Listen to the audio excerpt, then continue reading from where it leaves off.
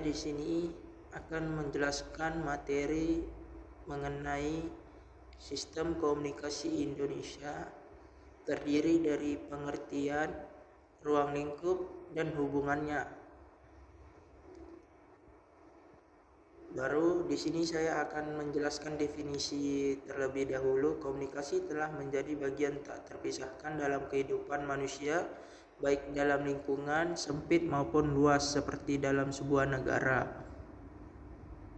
Pengertian sistem komunikasi Indonesia. Sistem dalam bahasa Yunani disebut sistema, berarti kesatuan susunan, sehingga satu sistem dapat dikatakan sebagai susunan atas bagian-bagian. Little John berpendapat bahwa suatu sistem terdiri dari 4 hal, yaitu 1. Objek-objek, yaitu berupa bagian-bagian elemen-elemen atau variabel-variabel dari sistem. Mereka berbentuk fisik ataupun abstrak, bahkan menjadi keduanya berdasarkan dari sifat sistemnya. 2. Atribut. Suatu sistem terbentuk dari properti, atribut-atribut sistem itu, dan objek-objeknya. 3. Hubungan internal, yaitu hubungan antara anggota sistem. 4. Lingkungan, artinya bahwa suatu sistem memiliki lingkungan tertentu dan juga tidak hadir dalam kevakuman tetapi dipengaruhi oleh keadaan sekitar. Sebagaimana pendapat Little John di atas, maka dapat diartikan komunikasi sebagai suatu sistem terdiri dari 4 hal, yaitu 1. Objek-objek dari sistem komunikasi, yaitu elemen-elemen komunikasi, yakni pesan, media, dan timbal balik. 2. Atribut sistem komunikasi, yaitu berupa atribut-atribut properti sistem komunikasi dan objek-objek sistem komunikasi. 3. Hubungan internal sistem komunikasi, yakni hubungan antara orang-orang dalam kaitan sebagai anggota sistem komunikasi, dapat dilihat dari interaksi dan pesan-pesan komunikasi di antara mereka. 4. Lingkungan sistem komunikasi Indonesia, yakni suatu sistem komunikasi mempunyai lingkungan tertentu. Kemudian lingkungan tersebut mencakup lingkungan sosial, politik, maupun budaya, dan mereka tidak hadir dalam suatu kevakuman tetapi dipengaruhi oleh keadaan sekitar. Dari pendapat di atas dapat disimpulkan bahwa sistem komunikasi adalah suatu kesatuan atau susunan kompleks dari sebuah sistem komunikasi yang meliputi berbagai elemen-elemen terkait dengannya, di mana elemen-elemen tersebut membentuk suatu kesatuan yang saling mempengaruhi, sehingga yang meliputi objek, atribut, hubungan internal, serta lingkungan dari sistem komunikasi itu sendiri.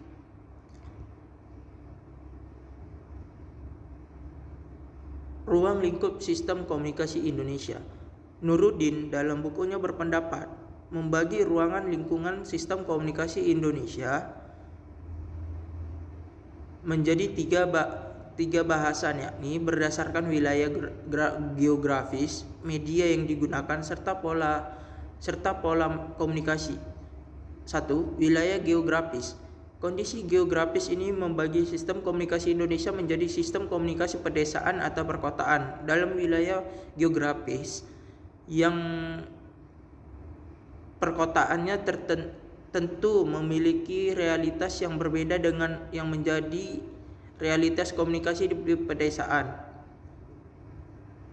Kedua, media. Dilihat dari media yang digunakan, sistem komunikasi Indonesia dibagi menjadi sistem media modern dan sistem media tradisional. Media modern ini meliputi 1. Media cetak, meliputi surat kabar, majalah, tabloid. 2. Media elektronik, terdiri dari televisi dan radio. 3. Media digital atau online, itu terdiri dari berita online, media sosial, dan komunikasi online. Sementara itu, sistem media internasional ini meliputi berbagai kearifan lokal di Indonesia, yakni meliputi 1. Kesenian rakyat seperti wayang, ketoprak, dan lain-lain. 2. Nyanyian rakyat seperti lagu-lagu Jawa, lagu Aceh, lagu Sumatera. 3. Cerita rakyat seperti dongeng, legenda, dan lain-lain. Keempat, ungkapan rakyat berupa peribahasa dan pepatah. Pola komunikasi. Dilihat dari pola komunikasi, sistem komunikasi Indonesia terbagi atas 4, yakni 1. Sistem komunikasi dengan diri sendiri, 2. Sistem komunikasi antar personal, 3. Sistem komunikasi antar kelompok, 4. Sistem komunikasi massa. Selanjutnya, saya akan membahas tentang hubungan sistem komunikasi Indonesia dengan sistem lainnya.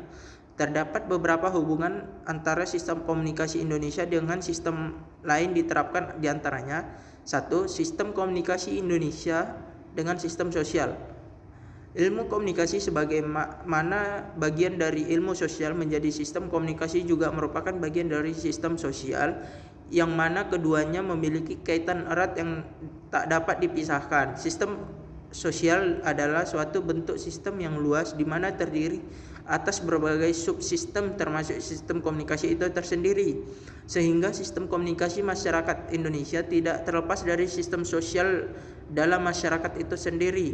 Sistem sosial dapat masyarakat Indonesia memberikan ciri khas dalam sistem komunikasi yang jelas berbeda dengan sistem komunikasi yang lain.